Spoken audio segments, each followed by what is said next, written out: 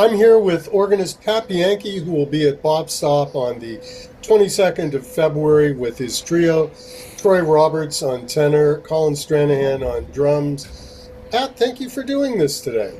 Well, John, thank you for inviting me. It's really a pleasure for me to be here. Well, it was a pleasure for me to listen to your new record, Confluence. Tell us when it's coming out and where people can get it.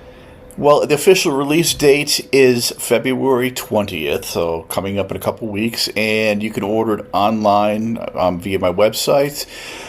You can order on Bandcamp. Also, it should be available on Amazon and things like that. And of course, it'll be available on my gigs, because that weekend that I will be in Cleveland coming up, you'll be part of the celebration of the release of the CD. Awesome. And it's a really fun CD. And the word fun is going to come up a lot in the conversation today because, I don't know, there's just something really joyful about B3 trios. And listening to the really varied repertoire that you have on this record, I mean, you do Jitterbug Waltz, but it's in 7. You do a great old ballad that no one does. Guess I'll hang my tears out to dry. You do kind of like a funky butt thing. And organ trios can absorb any kind of music and make it sound good, which I don't think is necessarily the case for like a two-horn, with rhythm frontline thing or piano trio. Sometimes things sound a little corny, sometimes things sound a little old, but B3 trios make everything sound new and everything sound good. Why is that? Well, I think it's because it's an instrument that really, there's an actual intellectual side to it, of course. I mean, any musical instrument you play, there's an intellectual side. But also, I think it has to do with pretty much anybody can relate to the sound. I mean, the B3 is one of the most widely heard instruments, even if they don't realize it, that it's been recorded. I mean, whether you're talking about, movies or soap operas from the 30s, whether you're talking about big band recordings, whether you're talking about straight ahead jazz, whether you're talking about funk, soul, gospel, country music. I mean, it's everywhere. And again, even though you don't realize it, you're probably more used to the sound than you think. So that's, I think, a big part of it. Also, I think, a thing with the B3 is it's such a powerful instrument that you can't help but connect to it, especially when you do introduce elements of, more soulful approaches to playing, things like that, combined with, like I said, some of the intellectual things. People gravitate it towards it in a different way than they may say a typical trio with acoustic bass and piano. And it's just a different thing, but people always seem to enjoy it. Yeah, it's just a lot of fun. And I want to ask you how you came to the instrument because you're, a relatively younger dude. Like you didn't come up in the 60s in the organ tenor belt days. And I'm guessing you didn't come up in the days when like kids were pushed by their parents to like take accordion lessons or play the Cordavox. I come from Erie, Pennsylvania, and a lot of jazz guys that play keys started out that way. And a lot of them were Italian, frankly, because it was kind of the family business where the parents played in bands where that was the chordal instrument. So how did you approach the instrument and how did you find it and make it your voice? Well, it's kind of an interesting story. I'm very fortunate to come from a family of musicians. My father was a drummer. My grandfather one grandfather was a saxophone player, also played piano and various woodwinds, and my other grandfather played trumpet. And they were all involved in playing a lot of what was known at the time as society gigs, dance band gigs, things like that, wedding band gigs, stuff that was popular before my time in the 60s, of course, into the 70s, up until the early 80s. And my father, when I was younger, would often record the band he played with. And so he'd bring home a recording, a cassette, or reel-to-reel, and we'd sit, I was really young, and we'd listen to it together on the Sunday morning. And I was always fascinated with the sound and of the group and everything. And at that time, it was tenor, trumpet, he played drums, and as you mentioned, there was a Cordavox player in the band, and I thought the Cordavox had a cool sound. And even though basically Cordavox was an accordion with a Lowry organ built into it, it was a different approach, a different sound, and so as time went on and I got a little bit older, everybody in the family had saw that I had an interest in playing music.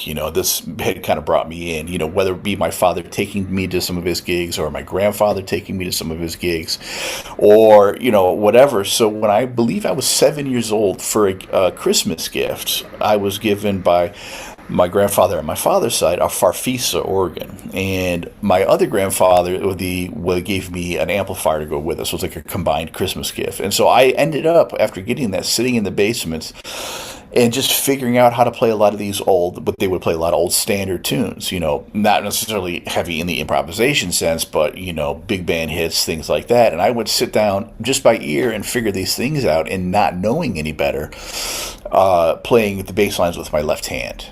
And that kind of was the start of everything. And then, soon after that, there would be family jam sessions in the basement where my father would play drums, I would play the Farfisa organ, my grandfather would play saxophone, and they would just run me through tunes constantly, almost quizzing me. Again, not necessarily jazz, but, dance band music. And, following that, they decided they didn't want me to take piano lessons. So I took piano lessons. I didn't take it to classical piano and things like that as well, although I wish in retrospect I spent more time with it. I did study it, but I still did the organ thing. And by the time I think I was maybe 10 or 11, I started doing gigs with some of these bands, subbing. If the keyboard player or the quarter box player wouldn't make it, I would show up and play keyboards for the night with the band, and doing a lot of these, there would be Elks clubs, Moose clubs, they would be, different private events, things like that. So really at a young age, getting exposed to playing that way really started me down my path. And then in high school, I had encountered a band director for the high school band director who was also a jazz pianist. And so that kind of started to shift my perspective quite a bit in terms of being, introduced to Oscar Peterson, Red Garland, Dave Brubeck, people like that finally at that point learning how to play chords on my left hand, as a pianist does. And as time went on, I, kind of shifted towards that a little bit more in my later teens, eventually ending up at Berkeley, things like that. And for a Christmas present one year, I was given by my grandmother a CD by Joey DeFrancesco entitled Live at the Five Spot. And after hearing that just set me back on the path of wanting to play organ. And then having some friends who were involved in the scene in upstate New York, especially in the Buffalo area, I was introduced to an organist by the name of Bobby Jones, who plays, I'm not sure if he's playing Hammond anymore, but he had a trio with Bobby Militello on saxophone, him and myself on organ, and they had various drummers. And that was kind of it at that point. And especially once I finished school, it was just kind of being mentored by different people, working on, figuring out recordings, things like that. So it's been a never-ending journey in that respect. So when you first started playing, you played bass lines with your left hand. Mm-hmm. And when you started playing piano, it's like, oh, it can do more than just play these linear bass lines. I can make chords there. Mm-hmm. But one of the things that's always confounded me about B3 players, and all really good musicians, because I was a really bad, uncoordinated one with small hands, is how you develop, on the B3, it's like being a drummer. You have to have four-limb independence. How did you transfer that left-hand bass line playing to your feet? That's not something you came up doing. Well, that's an interesting thing, because when I had to be about 19 or so years old, and somebody was throwing out what's called a Hammond M3 organ, which was considered like a baby B3. And it didn't have the full-length keyboards like this B3 here, it didn't have the full pedals, things like that. But it had a smaller set of pedals, and it had two keyboards, and a very similar sound to a Hammond B3. And when I switched to that, and since I couldn't play left-hand bass anymore, the first thing I ended up doing was having to work on playing, chromatic scales and get comfortable with my foot playing those bass lines with my feet. And, of course, that's where Bobby Jones, the organist from Buffalo, comes in, because when he solos, he played all his bass lines with his feet, plays chords with his left hand, and then solos with his right. So it was a slow process But I eventually got it. But the thing is the greats like Jimmy Smith, Don Patterson, Dr. Lonnie Smith, they play their bass lines with their left hand, but they use the bass pedals to actually accent the left hand bass lines, because the bass lines by themselves with the left hand on a B3 don't have a really strong punch like an acoustic or electric bass. So there's a way to do it where you use the foot pedal to actually accent your left hand even more. So eventually I adopted that technique and became stronger at that. But it's still, independence is independence, and there's always challenges to try to get the two hands not to listen to each other and to function as individual instruments, I guess you could say. Wow. I didn't know that about Dr. Lonnie Smith and Jones. Although I think he played in Erie a few times too. Yeah, he was incredible. Yeah, We had a lot of incredible. guys come down from Buffalo. It was a really rich kind of scene back in the day, and it's one that's sort of disappeared. So, although any old technology becomes an art form, I think is one of my favorite sayings. And B3s are kind of prized in the way classic whirlies are now. Yeah. But you can't find them everywhere. And does the Bop Stop have a B3 or a C3? It has a They C3, ha- right? they have a B3. From what I remember, I'm pretty sure it's a B3. But Um, the same organ, different cabinet. That's the only difference. oh, okay. But they're still pretty rare. So on this Yeah. tour that you're making, Mm-hmm. are you getting B3 or C3s in every room you're playing, or do you have to play the synth version at some? In this particular tour that we're doing coming up, ironically, all the clubs have really nice B3s. Wow, So I got very lucky, you're in the and Midwest, Pat. yeah, true, true, We still have them.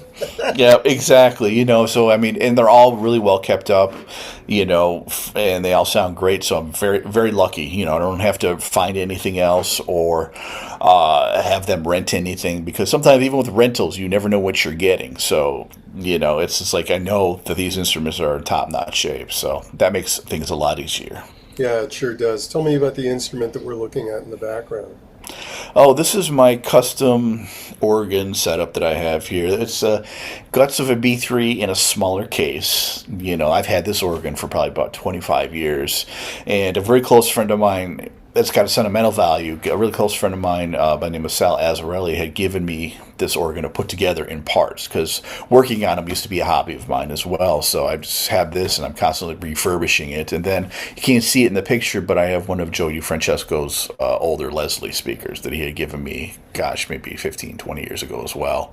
So those are like, my main, when I'm home, I mean, I never gig with them, obviously, because it's to move anything like this around New York City is impossible. But, I'm home, they're always in use for practicing, learning new material or whatnot. So. Oh, that's great. Um, do you said you built that out of parts, which is, I've seen the inside of B3s and it's crazy. Do you do that professionally? Like Manuel Valera is like the Rhodes dude. Do you work on B3s? There can't be many people who do. In the New York City area, there's a few people that do, but I don't do it professionally. It's just I don't have the time in my schedule to do something like that consistently or on call.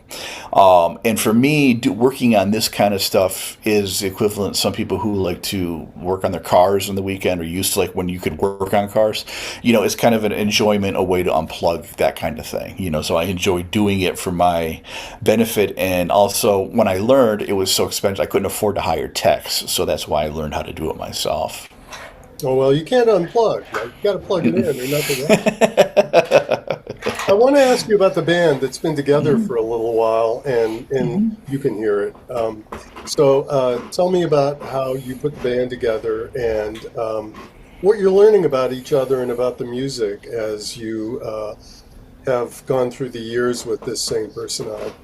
Well, I mean, first of all, the band, it's been a lot of fun to play with. Colin Stranahan, who plays drums, I actually spent some time in Denver, Colorado. I lived in Denver for on and off for about 8, 9 years. And Colin's originally from Colorado, and that's where we had met. And he was just finishing high school, I think. We were about 7, 8 years apart in age, and we had done playing back then, and I had stayed, and he had come to New York.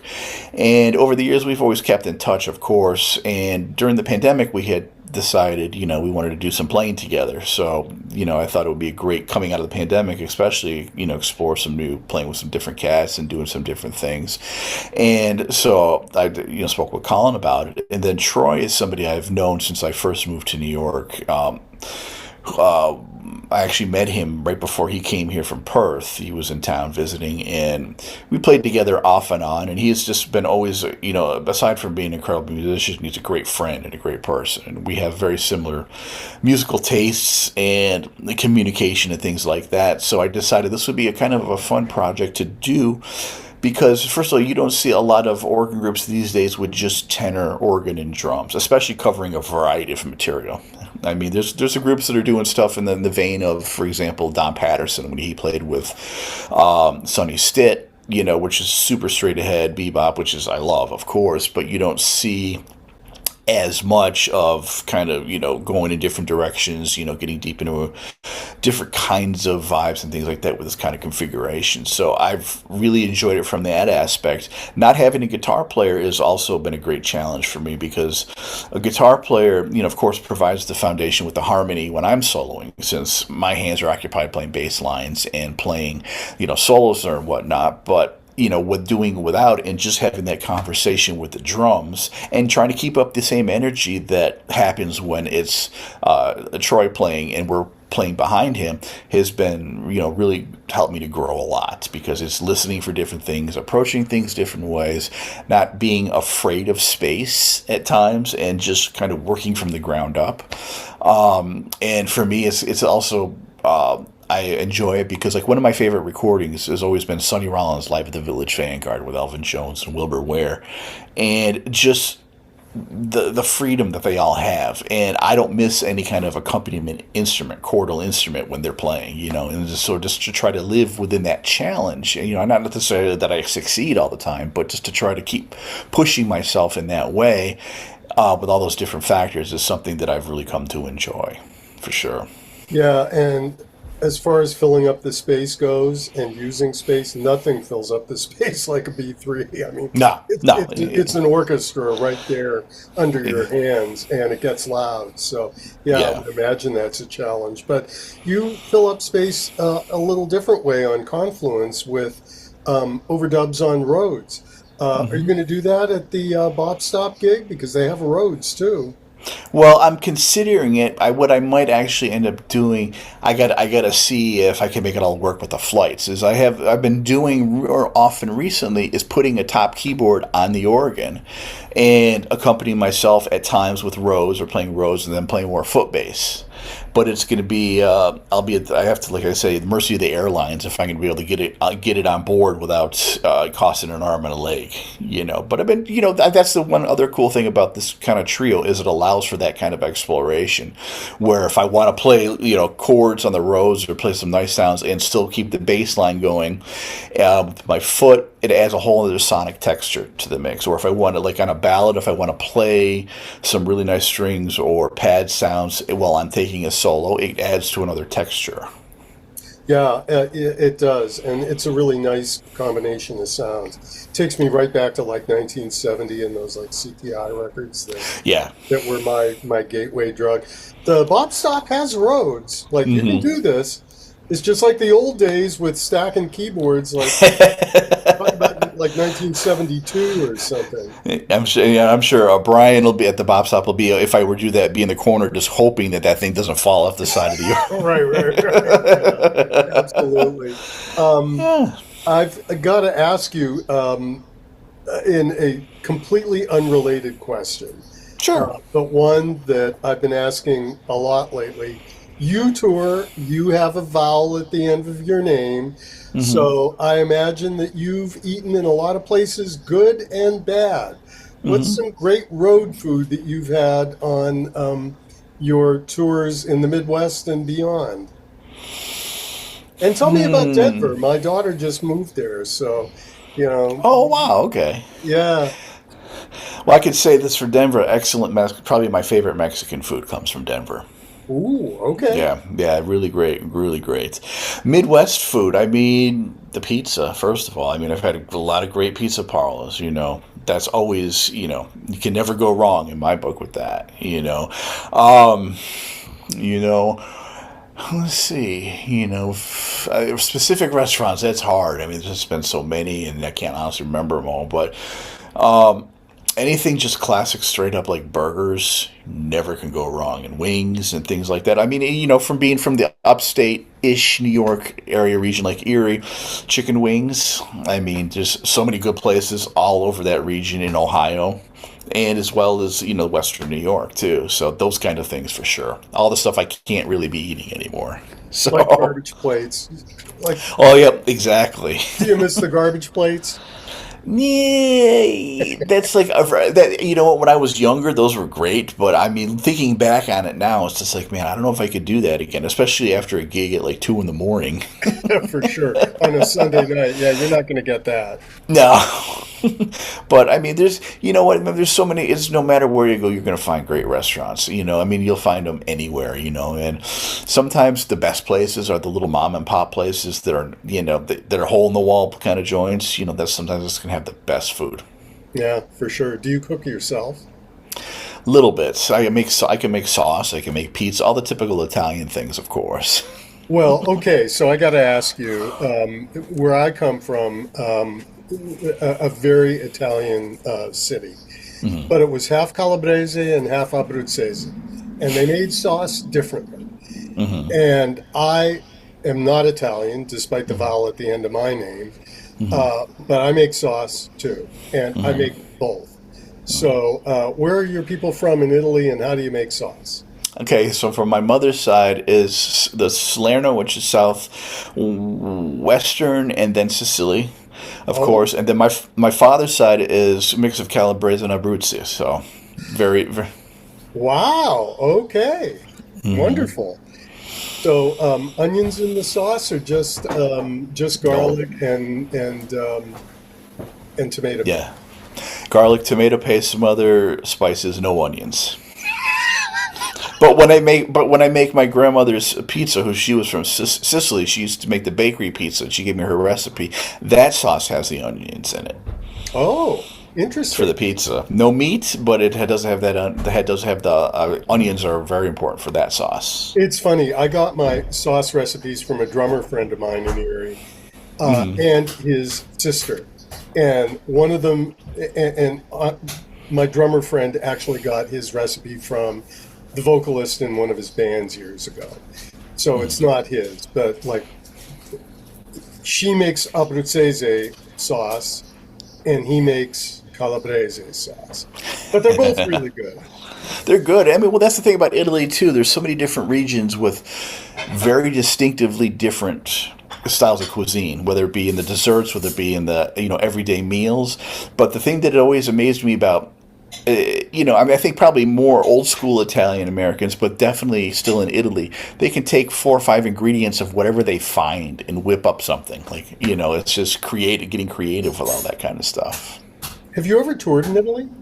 Oh, quite a bit. I'm actually going to be going there in 2 weeks. I'm playing with a different band, but I'll be all over Italy. Yeah, I leave like the Wednesday after I'm in Cleveland. Wow. Well, safe travels. Safe travels to Cleveland. Safe travels from Cleveland to Italy. Thank you. Buin'appetito when you're there. Grazie. And we're really looking forward to your appearance here. Pat Bianchi, thank you so much for taking the time to talk about your upcoming gig and make me really, really hungry. I appreciate it. I mean, I am right now, too. So it's all good, man. We're going to go downstairs and make sauce. Thanks so much. Thank you for taking the time, John. I really appreciate it.